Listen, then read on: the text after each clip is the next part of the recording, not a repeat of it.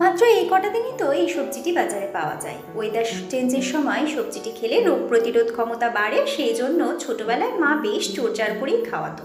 তবে এমন সুস্বাদু করে একদমই খাওয়াতো না।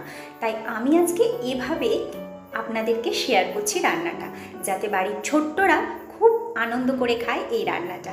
Hello friends, welcome back to my channel.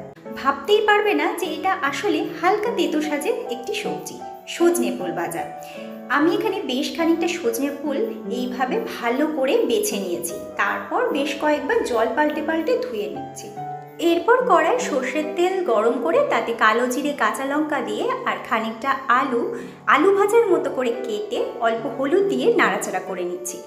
এরপর এর মধ্যে দিয়ে দেব পরিমাণ মতো নুন। তারপর কিছুটা সময় ঢাকা দিয়ে রান্না করে নেব, মানে আলুটা বেশ খানিকটা ভেজে নেব। আলুটা ভাজা হতে হতে এরই মাঝেই কিন্তু সজনে ফুলটা থেকে খুব ভালো করে জলটা ঝরে যাবে। জল ছড়ানোটা কিন্তু মাস্ট, না হলে ভাজাটা অতটা ভালো হবে না।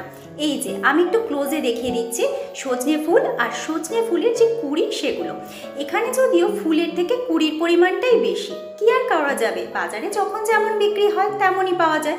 ফোটা ফুলটা খুব তাড়াতাড়ি শুকিয়ে খারাপ হয়ে যায়, তাই দেখা যায় বেশিরভাগ সময় এই কুঁড়িগুলোই থাকে যারা বিক্রি করেন তাদের কাছে। তো এরকমই পাওয়া গিয়েছিল। এরপর আমি আবারও ফুলের আন্দাজ বুঝে সামান্য নুন আর হলুদ গুঁড়ো দিয়ে নাড়াচাড়া করে ভেজে নিচ্ছি। খেয়াল করে দেখবেন আমি কিন্তু রান্নাটা প্রায় বলতে গেলে লো ফ্লেমেই করছি। লো টু মিডিয়াম ফ্লেমের মধ্যে রেখেই আমি পুরো রান্নাটা করব, তাতেই খাবারটা খুব ভালো হবে।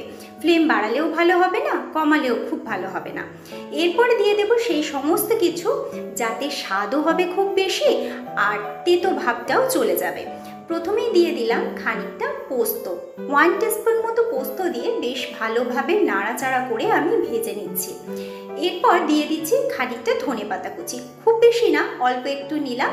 তারপর কাঁচি দিয়ে কেটে নিলাম, খুব তাড়াতাড়ি কাজ হয় কাঁচি দিয়ে ব্যবহার করলে, সেই জন্য কাঁচি দিয়েই সবসময় ধনেপাতা কাটবেন। দেখবেন এই টিপসটা কিন্তু আপনাদের খুব কাজে আসবে। তারপর দিয়ে দিচ্ছি 1/4 টিস্পুন চিনি। তারপর ভালো করে নাড়াচাড়া করছি। দেখুন এখনও কিন্তু ভাজাটা প্রপারলি হয়নি, এখনও খানিকটা সময় করতে হবে। তবে এই সময় ফ্লেমটা একদম লোতে রেখেই করতে হবে, তাতে খুব ভালো স্বাদ হবে এই রান্নায়। কথা দিলাম বাড়ির ছোটরাও কিন্তু খুব ভালোবেসে খাবে। আমার মায়ের মতো আপনাদেরকে কিন্তু বাচ্চাদের খাওয়ানোর জন্য জোড়াজুড়ি করতে হবে না।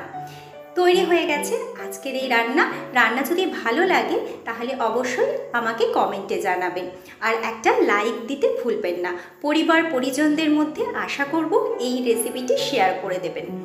আজ তাহলে আসি, টাটা, দেখা হবে পরবর্তী ভিডিওতে।